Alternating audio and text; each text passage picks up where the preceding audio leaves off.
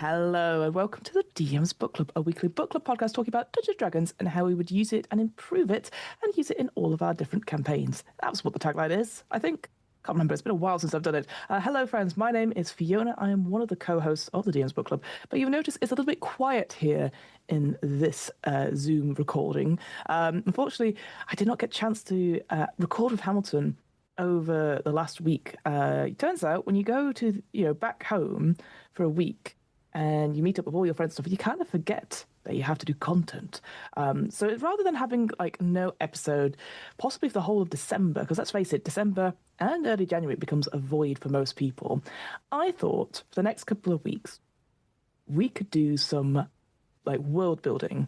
I know, woo, exciting, I can hear it, but also it means that we can feed the algorithm and we're not worrying about oh no, we're going to have drop off with listeners, all that sort of thing. That's the behind the scenes of this. But I was trying to look at my, big bookshelf of various accoutrements and books that I could look into. And we've done some world building before on DM's Book Club, both with myself and Hamilton, and I think me on my own. Or was that where? I can't remember. All the podcasts go into one. And I found something I bought a long, long time ago, the Ultimate RPG World Building Deck by James D'Amato. So James D'Amato is part of the One Shot, founded the One Shot podcast and is the One Shot network, which I will say for transparency, What Am I Rolling is on my other podcast. And we looked at some of his Ultimate RPG series a little while ago. But now, in order to diversify, I guess, rather than reading a book, we've got some cards instead. So I'm going to read out these cards at the beginning, and then maybe we'll do one or two, and maybe, I don't know, we'll do a couple of them, and then we'll do that for the rest of December, if that sounds good to folks. Introduction. Are you a game master that needs more depth to your world? A player who hasn't quite landed on the right backstory? A gaming group that wants to enhance your campaign's NPCs? No matter your reasons for needing this deck, welcome. With the Ultimate RPG World Building Deck, you can expand the world you've already created, either by homebrewing it or using a manual, and add some details to the one that's just been built, or use it to spice up things for your players. It includes 75 different cards, each designed to help you define a different detail to enhance your universe and the people within it. In addition, every card has a multiple choice list or fill-in-the-blanks exercise to help draw out compelling details. This is followed by a list of open-ended questions to help you make each concept truly unique. By exploring this deck, you'll develop countless elements to use as a foundation to add new details to the story you're telling. To give you and your PCs options to flesh out the world around them, the cards are grouped into 5 categories. We have people, which is developing NPCs ranging from allies to antagonists and more. We've got places, so building evocative landmarks and locations for your PCs to explore. History, exploring events and cultural background building that add flavor to your world. Rumors, overhear stories about people, dangerous things, and more that may or may not be true. And then finally, we've got institutions, delve into organizations and factions within the world. The topics on each card in each category, from finding a victim to overhearing a rumor of a curse, may inspire new events or even essential backstory. Having your characters investigate the abyss or infiltrate a secret society may be just what you need to keep the story moving. So, whether you're using it solo to write your own story or prepare a new campaign, or using it within a group to collaborate on setting the stage for your next arc of your adventure, this deck is for you. The Ultimate RPG World Building Deck will help springboard your creativity for any fantasy role-playing game or other Imagine-based exercise. Let's start exploring. Oh, some good copy there, I'll say, on this. Very nice. Quite a big card. It's slightly... it's bigger than a playing card. I want to say, if you had A4 playing cards, I don't know what it is, but it's quite nice. Almost like a tarot card. I will say, I'm not surprised that it is fantasy, because obviously that's the majority of people will go for that. I know that in other books that James has done, there's been more sci-fi or neo-noir or something like that, but kind of makes sense to stick to the old fantasy. I've got some nice 5 categories there as well. People, places, history, rumors, and institutions. And I've already laid them out in the different piles. I wonder, because 5 into 75 will work, right? It's, quick math, 15 cards each, 15 prompts each. So that's quite good. Throughout this section, you'll learn some possible rules for using this deck. This single or multiplayer deck is designed to aid your creativity, and there's no wrong way to use this deck. The card's suggested rules offer structure if you don't know where to start. Okay, so now it goes setting up.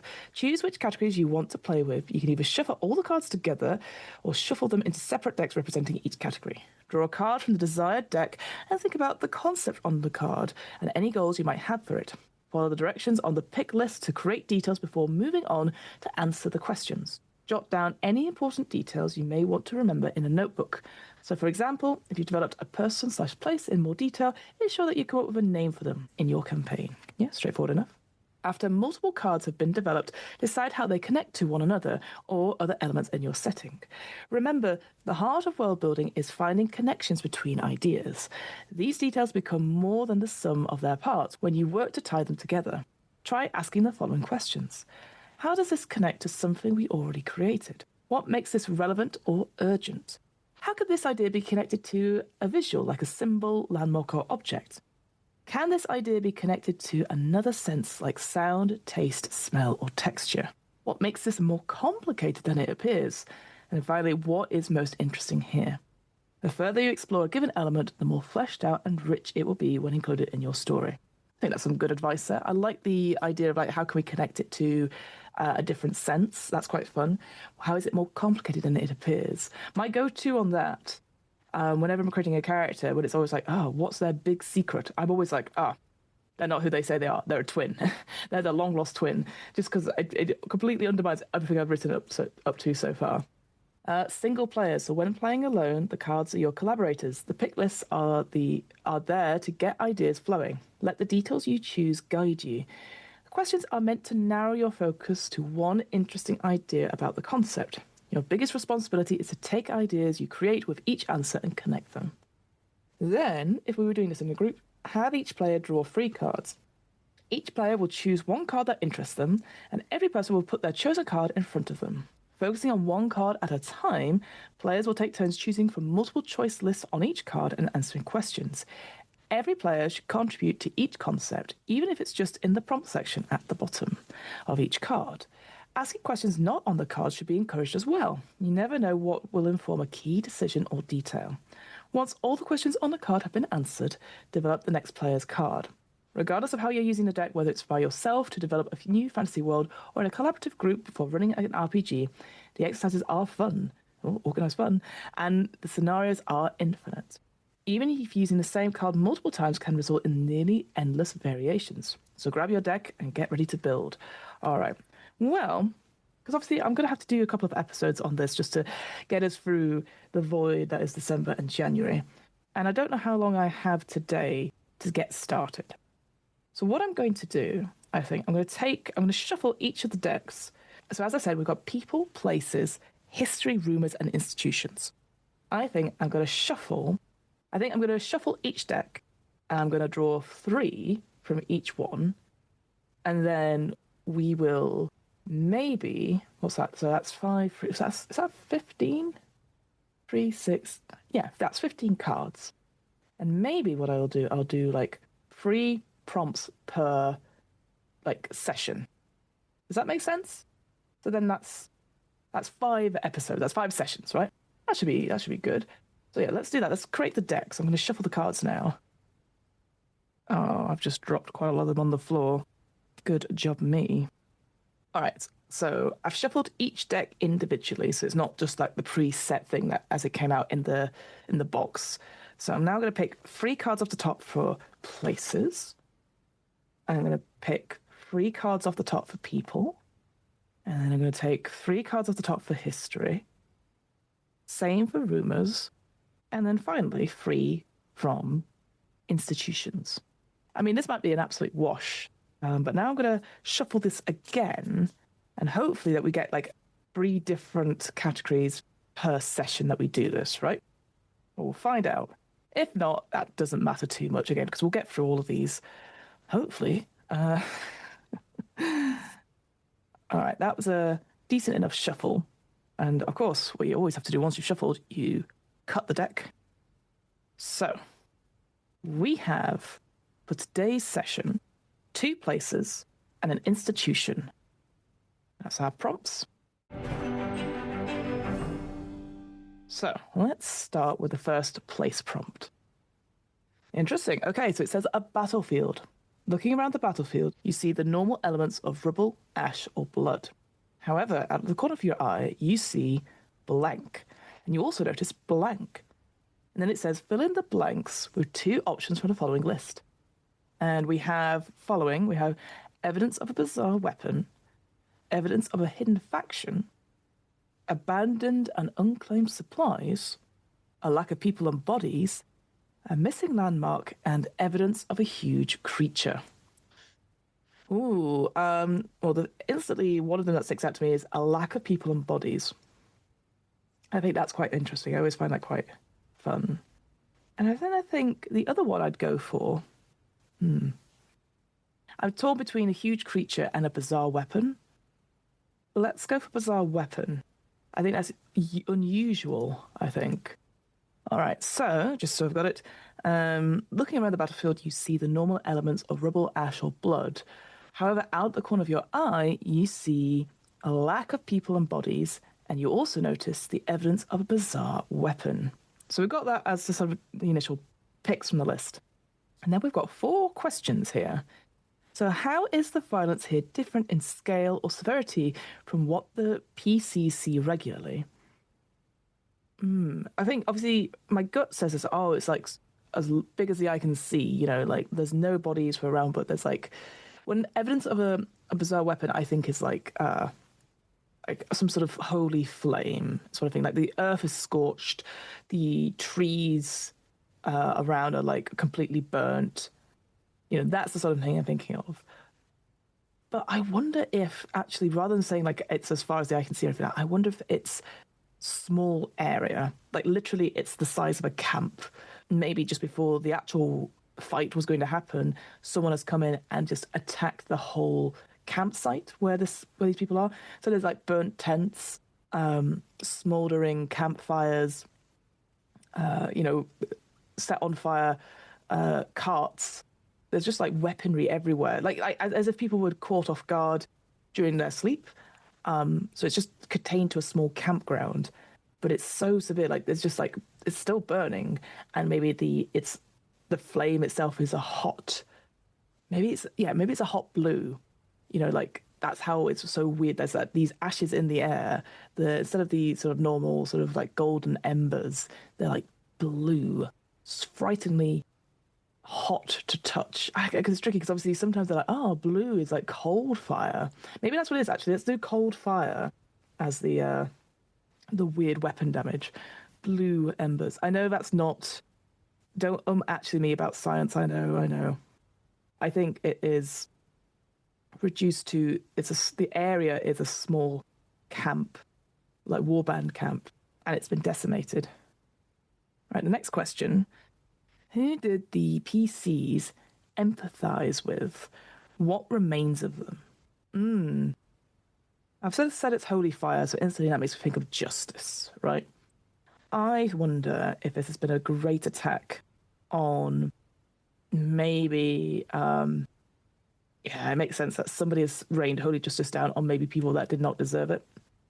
So maybe it's a group of rebels that are trying to stand up for the local towns. Very much, I'm thinking like Robin Hood-esque.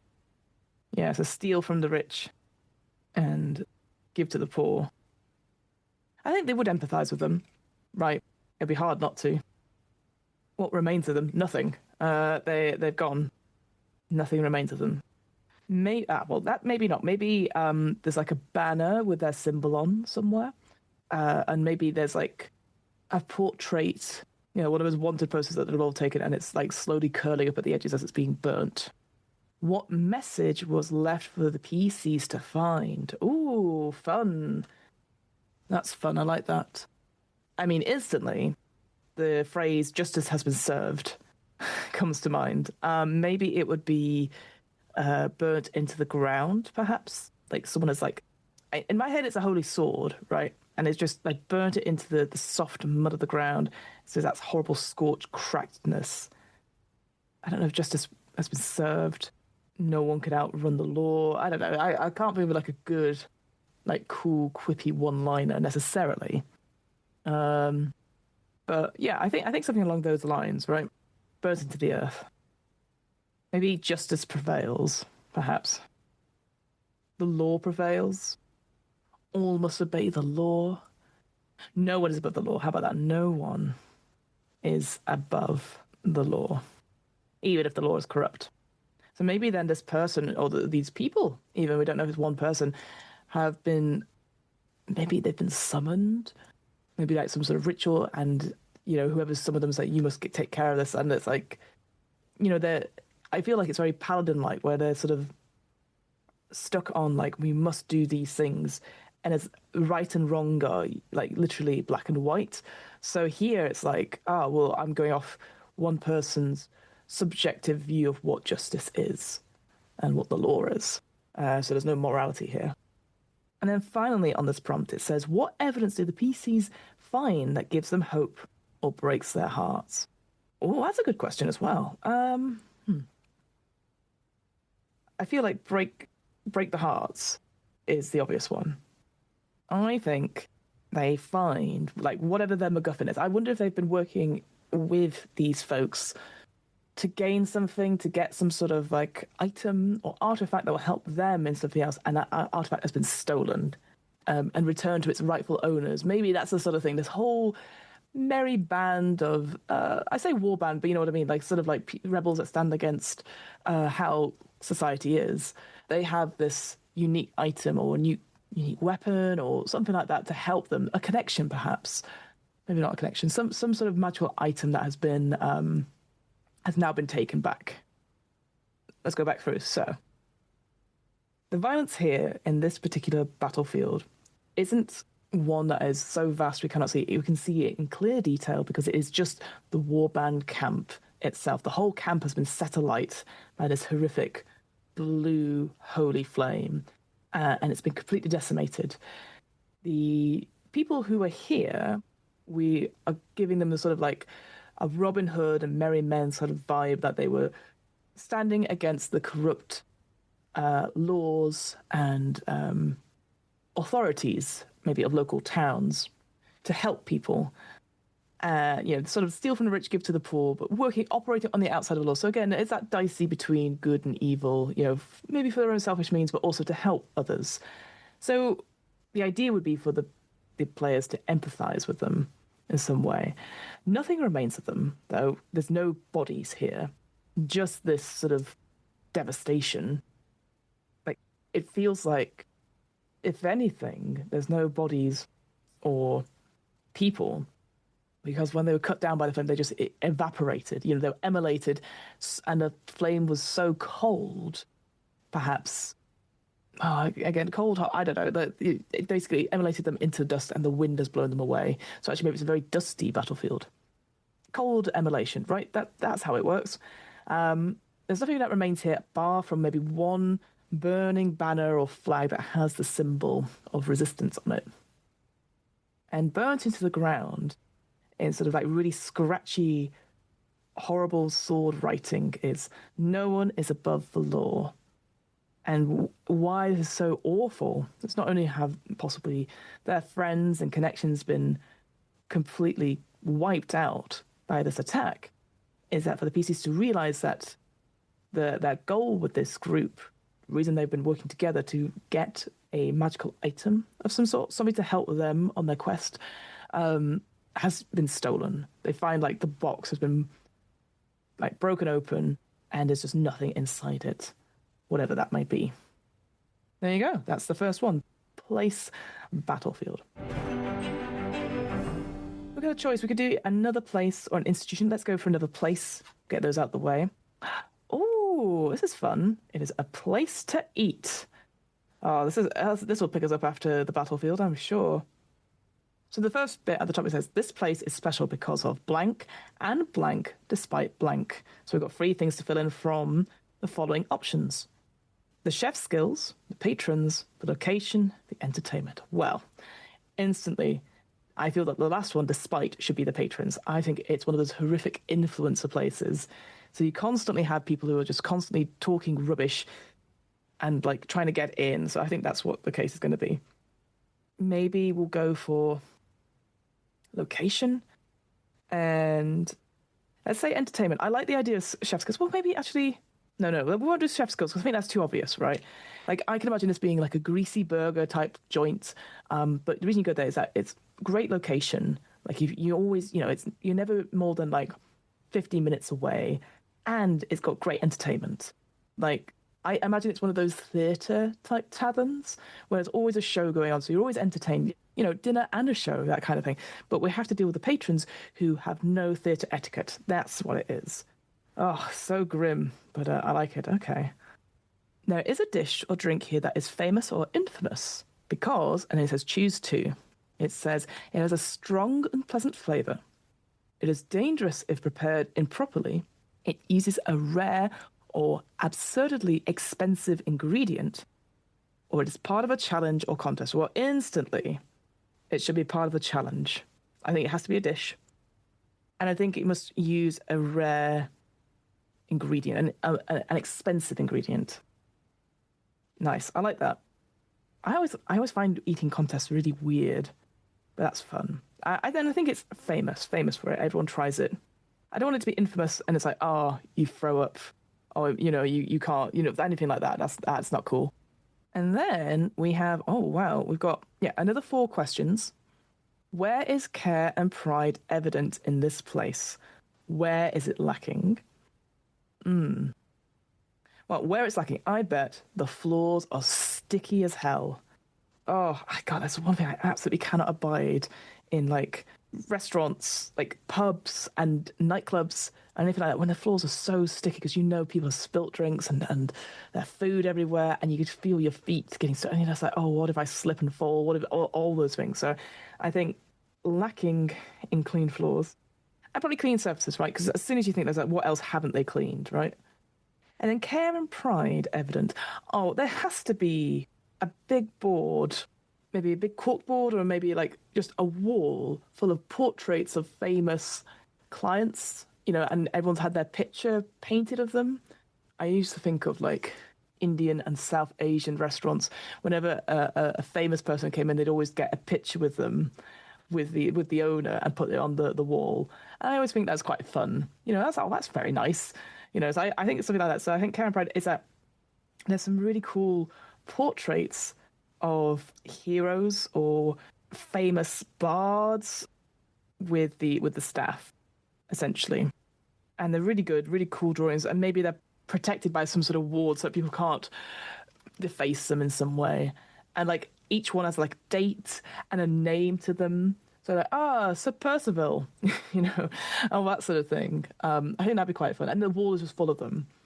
It's kind of similar to, how I imagine it would be, sometimes in certain international pubs, like certainly sports pubs, they'll have like coinage or notes from all around the world, and that they'll stick up. That obviously isn't legal tender, but they just put it on the paper, the wall. That's how I imagine it. It's like always different coloured portraits.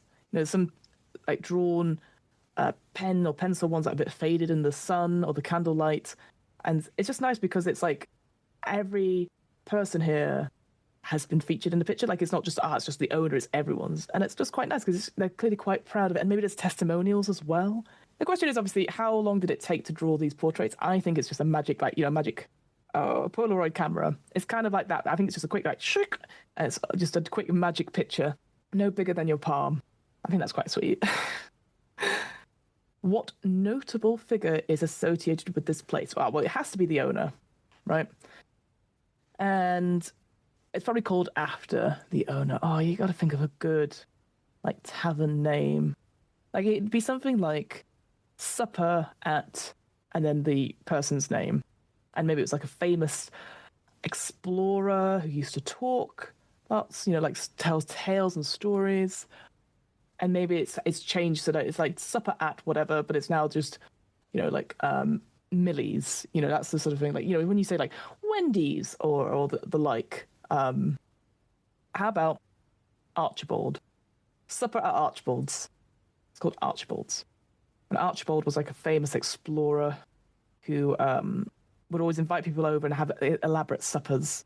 And now I think it's in his family, a family-run business. What iconic decoration adorns the wall or bar? Technically, I've done that, I think. Let's think about the bar. What would have iconic decoration? I mean, my gut sadly goes to the idea of like those stuffed headpieces that we'd see, like maybe an owl bear or dragon's head, that sort of thing, which I'm not a big fan of. I also wanted to think about something like lights, perhaps. Maybe it's too dingy. I don't know. Let's keep it simple. It's weaponry, right? I think behind the bar, there's not the traditional like bottles or anything like that. Maybe it's all barrels, right? And above each barrel is a weapon that's affixed to the wall. You have like a great axe, two swords, a couple of daggers, all said to be from Archibald back in the day. Like he'd collect these items. And I think each of the barrels is connected to the names of the weaponry. So like great axe stout, something similar. Obviously, it'd be better if I could, if I knew what to do. But I think that's what it is. There's just weaponry on the walls over each of the barrels that is by the bar. And then the last question we have here is which player character feels most welcome here and which player character feels most left out, feels most out of place here. Now, obviously, it's just me.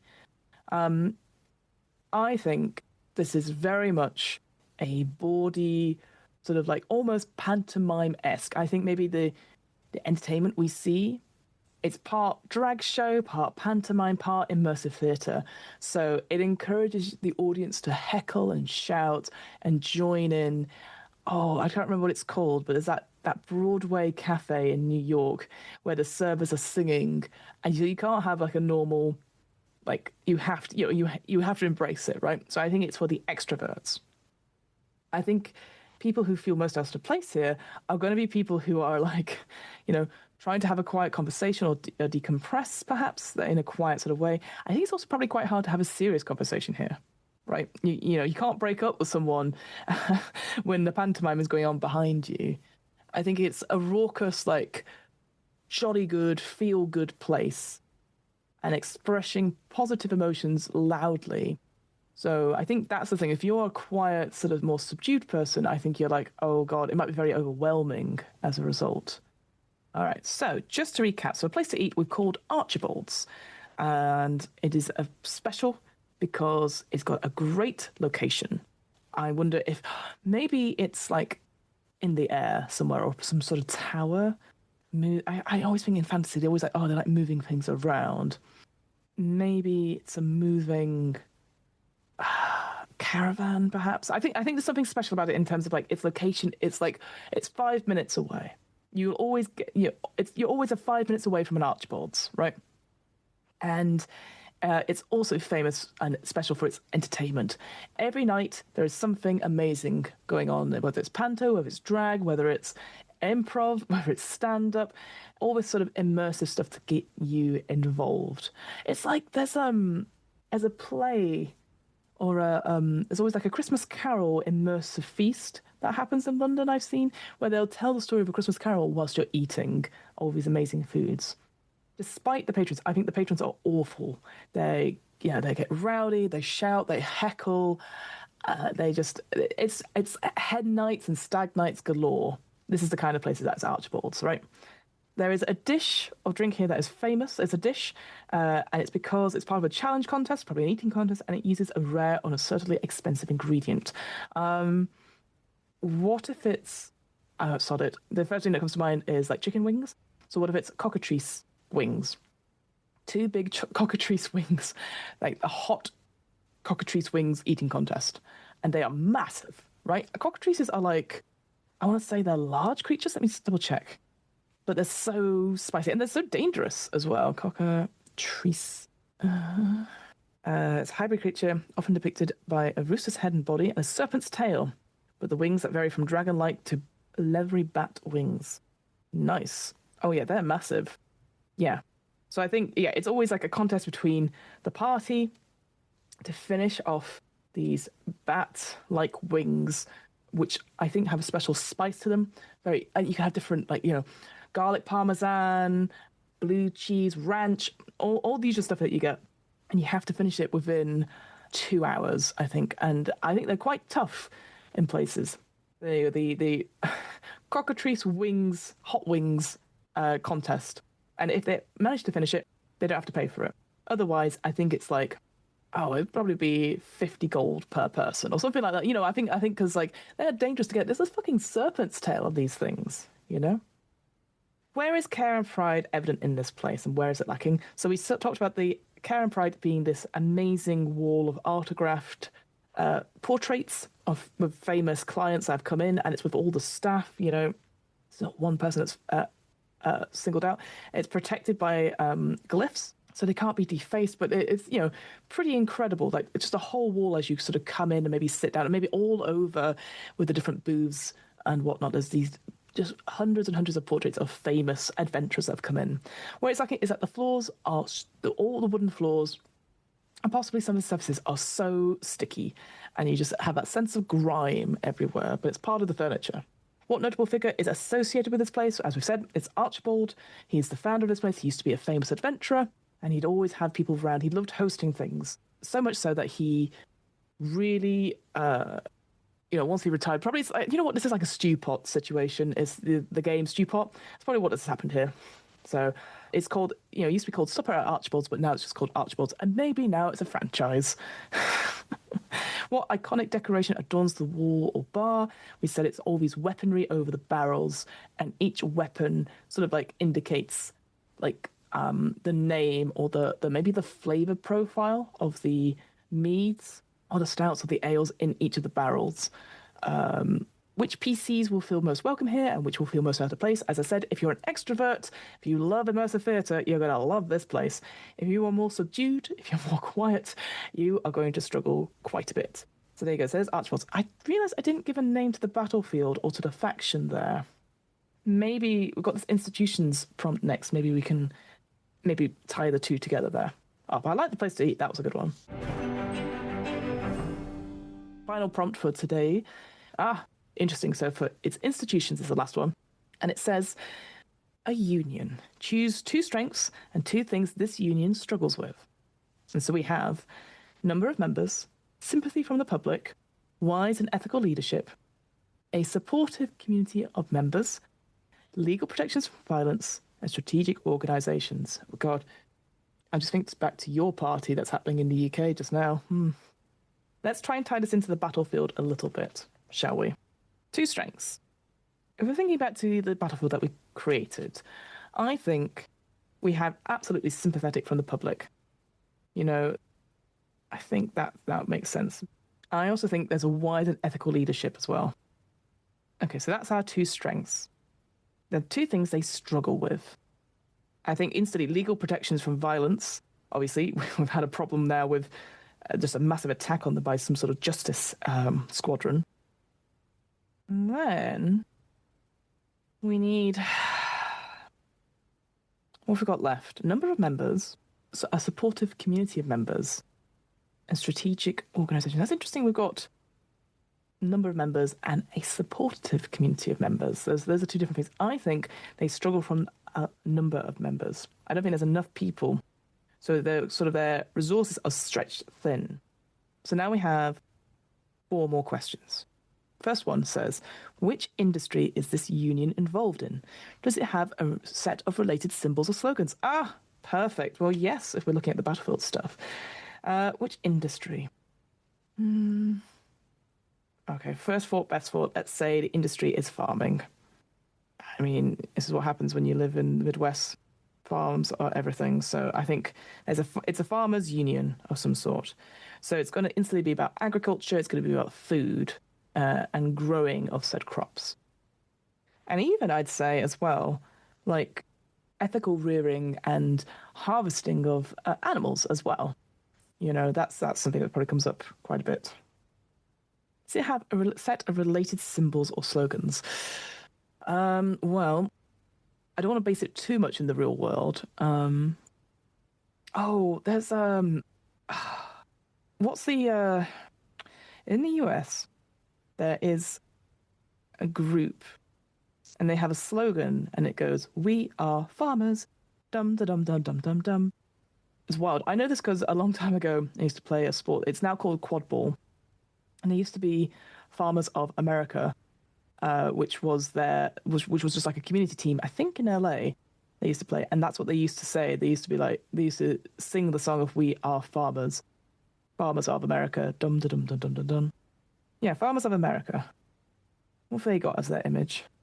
They've just got a big bird and some plants.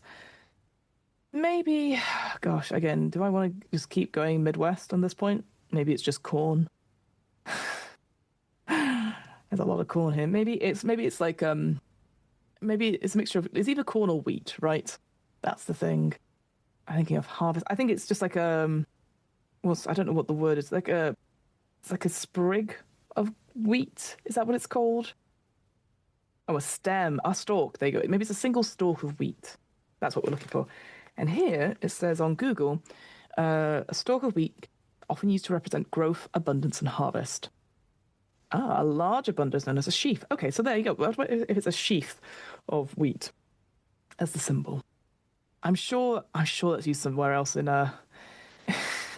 in the real world as something probably not very nice. But let's go from there. A sheaf of wheat. Maybe it's a sheaf of wheat with one hand passing it to another hand. So it's like sharing the crops, sharing the food. Maybe do we have a slogan? Maybe it's something silly like sharing what we have for the good of all. Maybe that yeah, again, I'm sure we could workshop this to be like, in Dwarven, it means this, or in Goblin, it means this. But yeah, sharing what we have for the good of all. Look, sometimes first idea, best idea. Now we have a two-part question. So if this union is struggling, what major demands do they seek? If they are influential, how have their priorities changed? I think let's go for struggling. It's struggling because I think there's been a lot of violent resistance to their, like, they've obviously made claims about, like, well, we want fairer prices for our crops, and we want to make sure that people get enough food. We can't have, say, the baron of the land is taking it all for themselves with very little pay. And so I think that they're asking their demands is like for fairer wages or fair payment even. And maybe priority goes to the sick and the vulnerable and those with children rather than those who are rich. In terms of like, I'm thinking food banks at this point for those in need rather than those who have the money to buy these things. And I think there's been a lot of resistance for that because when they've demonstrated or when they've, how far would they go? Would they set fire to various product? Maybe no, they wouldn't do that. They'd steal back the product that was going to the richer families and then assimilate it and then give it out to those who in need. That's what it would be.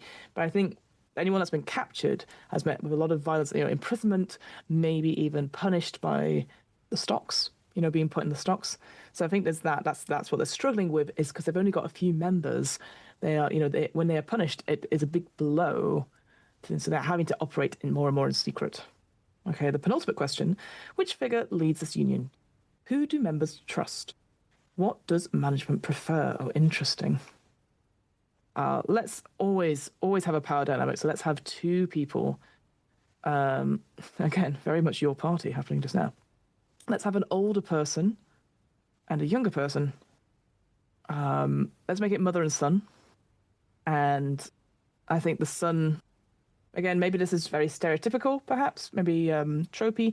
The younger person wants to do more action, and whereas the older person is talking about more peaceful protests and discussions.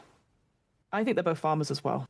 And so there's that struggle because presumably the son will inherit from their mother their own farm as well. So there's that aspect of it. So you've got a familiar bond, and also you have this power dynamic within the union itself. Who do members trust? Who does management prefer? Well, easy enough. Members want the action, right? So the members trust the son, and management likes a steady hand. Easy. And then finally, we got what strategies can they use to put pressure on their opponents? I think they just hold out or like they steal back food. That's the one thing we said, isn't it? I think they just go on strike, striking, refusing to tend to the land. What else could they do? Because I feel like burning crops feels like a silly thing to do, right? I feel that's far too drastic. I think maybe just parades, perhaps. Demonstrations, not parades. And sit-ins. Oh, maybe sit-ins at the farmers market. Yes. Maybe even, speeches. I'm just thinking, rallies. There you go. Rallies is what I'm thinking. Rallies. Yes. I feel like stealing back food or just like, I like lying down in front of carts is what I'm thinking. I just feel like I don't want to burn things. I don't want to destroy food. I feel like that's not what they're for. They want to have fairer wages for the food. But it's tricky because obviously food will go off, right? Like bread, eggs, milk, all these things. Maybe pouring it away. I don't know. There's more to it there, but I think those ones are to start with, and maybe it heightens up with acts of violence later on because of the sun. Of course, I need a name for this bloody thing, don't I? I don't know. Maybe I'll come up with a name later. I think that's the problem. Is that I feel like we've got the Union and Battlefield kind of connected together, and then the place to eat. Oh God, it's all food related, isn't it? Maybe they have. Oh, they've boycotted Archibald's because the clientele there are richer people, right? It is maybe upper middle class folks are able to go to these things and spend a lot of money on stuff like the cockatoo swings. But actually, the vegetables and the rice and the grains, those are all created by this union of farmers. And they've said no more. We are supplying certain shops and certain restaurants who are siding with those people who refuse to acknowledge the worth of these individuals. And then we have the battlefield. Oh, it all works out in the end. Really interesting. Okay. So then just to recap before the end, so we've got this union, and its strengths are the sympathy from the public, that people understand their plight. And there's wise and ethical leadership. Like, I feel like people really identify strongly with these two individuals. Their two weaknesses, however, is that they don't really have legal protections from violence, presumably because some of the members keep slipping into doing more acts, like active acts of criminal activity. And the number of members, I think it's actually quite a small number. Maybe it's just a couple of farming families. And some of them have young children, or people have gone off to bigger cities. And maybe actually the farming community is slowly but surely drying up because there's no money in it. So, like, well, what's the point? It's going to cost us even more money to do these things. And so what industry are in? We've gone for farmers and agriculture. So growing food and growing crops, rearing animals in an ethical way so that we're not damaging the land, we're not damaging our relationship with these creatures. We are actually, future-proofing them. For the symbol, again, very simply, we went for a sheaf of wheat that's being passed from one hand to another. And then we've got probably a working title of like sharing what we have for the good of all as a sort of a quick slogan. I wonder if it's just like the harvesters, because there's the harpers, right? Maybe it's like harvesters is just the name of this union. Maybe we'll do that as a working title. I will be open to suggestions. This union is struggling. Their demands for fair payment of wages and food banks, whilst everyone is like, yes, that sounds good, it's very hard to like push forward when you have so few members. And their big priority is to give food to those in need rather than those people who can just buy their way in for money and stuff, a bit more well off. The leadership we've got is this power dynamic between an older person and a younger person. We think are related by family blood. So I put as mother and son. Mother is more peaceful and we're in terms of like discussions and rallies. Discussions are the way forward. Speaking is the way forward, whereas the son is more prone to being like, we need to do action now. They both are farmers on the same farm, and so we have that initial conflict as well. We had that additional conflict as well, is that at one point the son will inherit the farm. And we said before, members seem to like the son more because it's, again, more active, young perhaps. That's cool, nice, new person thing. But management prefers the mother because she's a steady hand on the ship. In terms of strategies, we've got like striking, refusing to tend the land. We've got demonstrations, sit-ins, walkouts, rallies in the farmers' market areas and marketplaces. And then we've got like stealing back food. I think that gets us onto the criminal side. Maybe even like breaking carts. Maybe there'll be an attack on Archibald at some point as well. Those are the 3 prompts done for this session. Battlefield, Union, and Playstyle. I will say the cards are really nice. They've got a nice image to them, like nice colours. The places ones are like a deep forest green with like a little map icon, like a little pointed icon to be like, you are here. And then the institution one is sort of beautiful blue with like what looks like a Capitol building is what I would say it looks like. And then, yeah, the text is actually big enough to read as well. And I like the multiple choice stuff. And then the questions. I think there is maybe like 1 question too many on each one because there's 4 different ones. But presumably if you're working in a group, it's trying to encourage you to think about, to go around and make sure that everyone has a chance to go. I think you need 3 questions. That's my just initial gut, but I really like it.